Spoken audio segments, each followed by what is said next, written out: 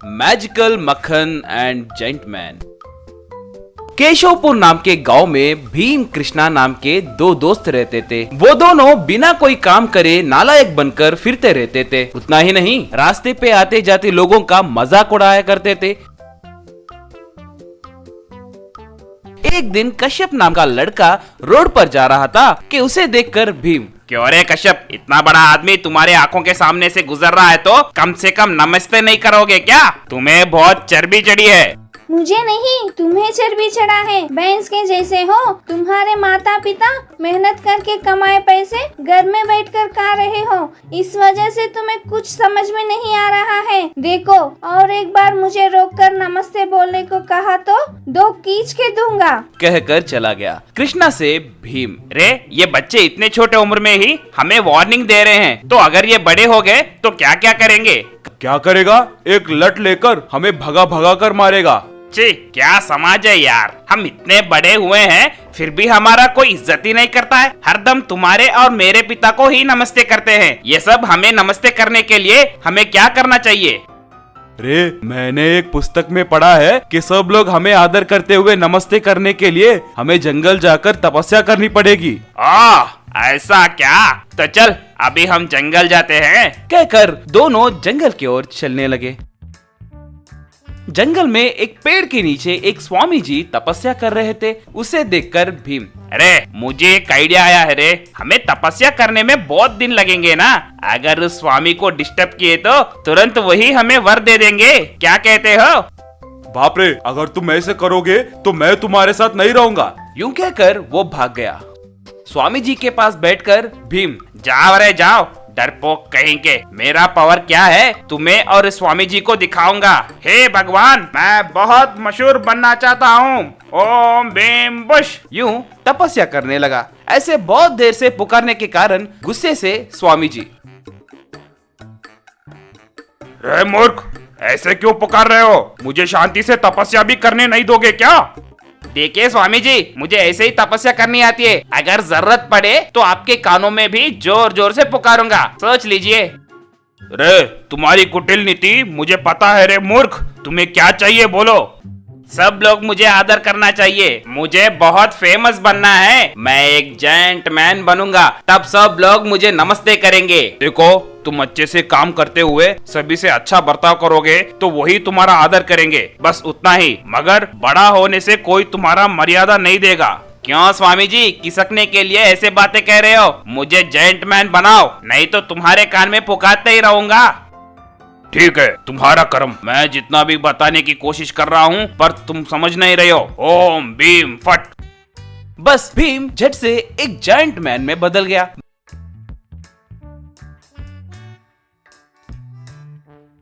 भीम गांव में आ रहा था और सब लोग उसे देखकर डर के मारे भागने लगे। अरे क्या हुआ? सब लोग ऐसे क्यों भाग रहे हो? आइए, बाहर आइए, मेरे पास आकर मुझे नमस्कार करो। ऐसे भीम सभी को डरा रहा था।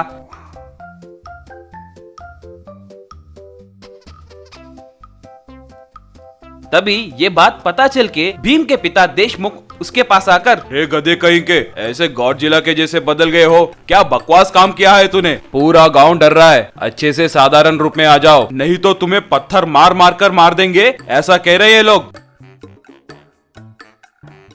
तभी कृष्णा वहां आकर, रे तुम्हारे पिता सच कह रहे रे। ये लोग पुलिस वालों को बुलाने के सोच रहे हैं। अगर वो आ गए तब बड़े बड़े विमान में मिलिट्री आकर तुम पे बॉम्ब डालकर मार देंगे, सोच लो। बाप रे, तो मैं क्या करूँ रे? वो स्वामी जी ने मुझे समझाने के लिए बहुत कोशिश की, फिर भी मैंने नहीं सुना और मुझे ऐसे बनाने की जिद बहुत की है मैंने। अगर मैं वापस उनके पास गया तो वो क्या सोचेंगे? मगर मुझे तो जाना पड़ेगा ना, तुम्हारा पिता जो हूँ। चलो उनके पास जाते हैं। कहकर वो लोग स्वामी जी के पास गए और अपनी समस्याओं के बारे में बताए। तुम्हारे बेटे को मैंने पहले ही समझाया था, फिर भी वो नहीं सुना। अब इसे मामूली रूप में लाने के लिए सिर्फ एक ही रास्ता है। गांव के लोग सारे मिलकर प्यार से इसके लिए मक्खन बनाकर खिलाना होगा और तभी ये साधारण रूप में आएगा। स्वामी जी, ये बहुत मुश्किल है। मेरे गाँव वाले हमेशा मुझे डांटते रहते हैं और वो मुझे मक्खन क्यों खिलाएंगे? देखो भीम, तुम जैसे सोच रहे हो लोग उतने बुरे नहीं है। अगर सच में कोई समस्या आए तो वो लोग तुम्हारी सहायता जरूर करेंगे। एक बार उनसे पूछ के तो देख लो।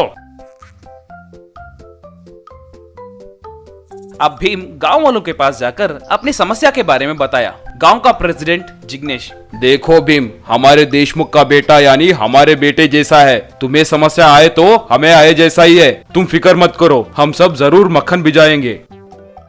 उस दिन से गांव वाले सब मक्खन लाकर भीम को देने लगे।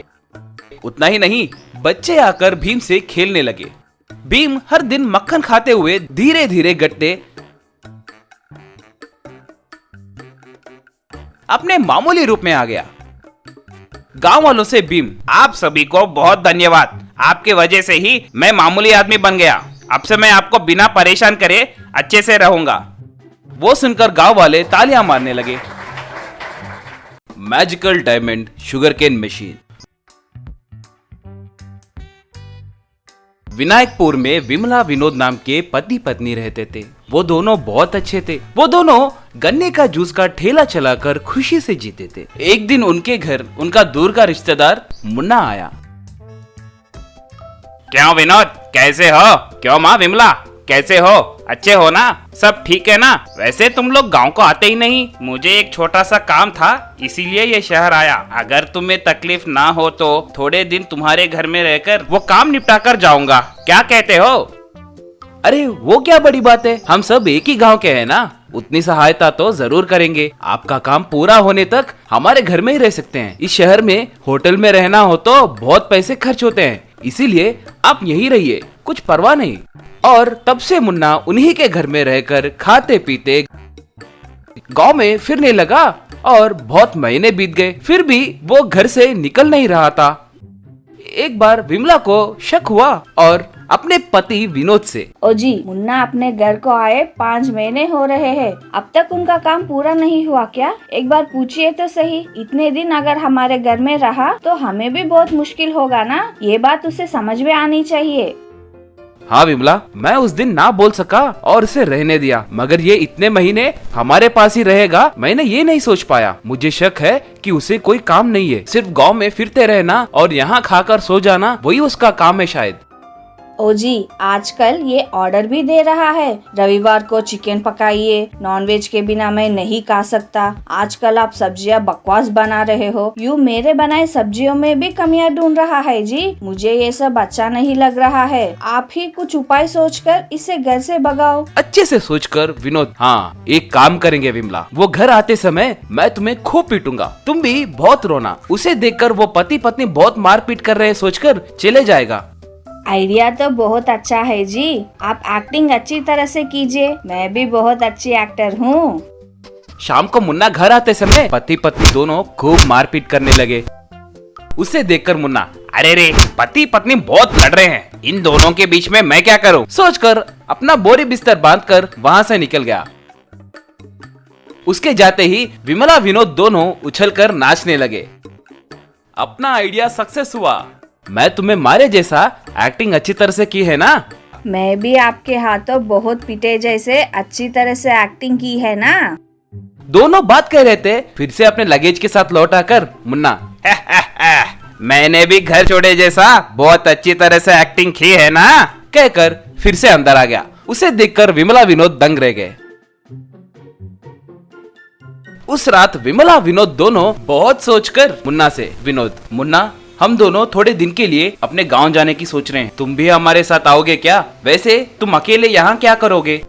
मुझे कुछ फिक्र नहीं है। आप क्या वही रहने के लिए तो नहीं जा रहे हैं ना? 2 दिन में आ जाओगे। आपके शुगर केन बिजनेस को भी संभालना है ना, इसीलिए आप गांव जाकर आइए, मैं यही इंतजार करूंगा। कहते ही बेबस होकर दोनों गांव गए।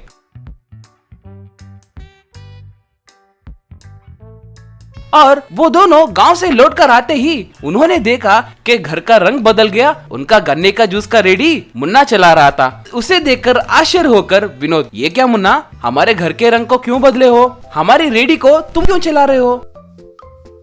क्यों रे, ये घर, गन्ने की जूस की थैली तुम्हारी है कह रहे हो? तुम दोनों ने गांव जाने के लिए पैसे नहीं है कहकर, कुछ जरूरत है कहकर ये घर और ये ठेली मुझे बेचकर चले गए हो ना। ये देखो तुम्हारे दस्तखत किए हुए पेपर्स। विनोद विमला दंग रह गए उन दस्तावेजों में अपने नाम देखकर। विमला, ये क्या मुन्ना, तुमने वो दस्तखत हमें कुछ लोन दिलवाने के लिए लिए है ना, अब घर और तेली बेचने के लिए कह रहे हो?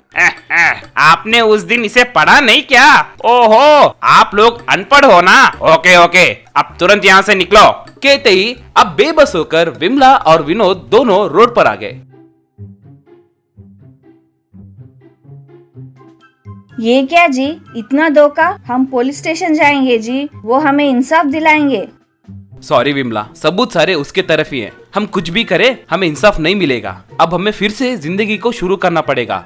अयो, अब कैसा जी? हमारे पास गन्ने की जूस निकालने का मशीन खरीदने के लिए भी पैसे नहीं है, अब क्या करें? ठीक है, ये लीजिए, एक गहने लेकर इसे गिरवी रखकर पुराना मशीन तो भी खरीदेंगे, से ही फिर अपना जिंदगी शुरू करेंगे। विनोद ठीक है कहकर सोने को लेकर पुराना मशीन के लिए ढूंढने लगा। फिरते फिरते उसे एक पुराना शुगर केन मशीन मिला।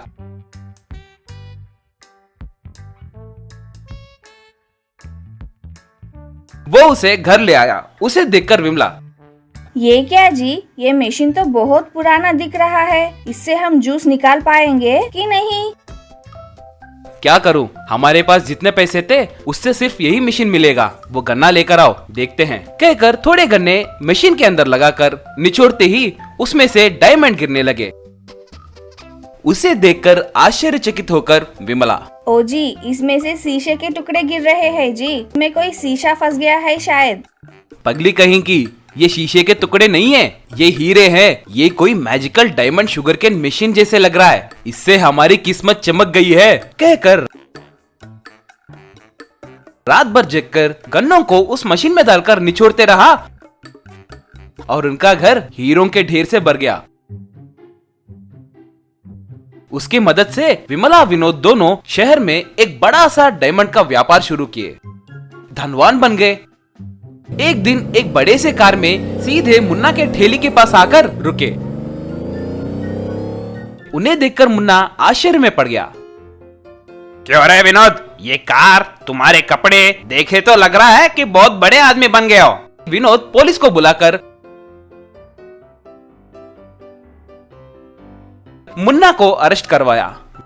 बेचारे हो सोचकर घर में आश्रय देकर खाना खिलाया तो हमें ही रोड पर लाओगे। तुम्हारे जैसे रहे तो हमारे जैसे और परिवार को तकलीफ पहुंचाओगे, इसीलिए तुम्हें जेल भेजने के लिए पूरा इंतजाम किया है मैंने कहकर उसे अरेस्ट करवाए।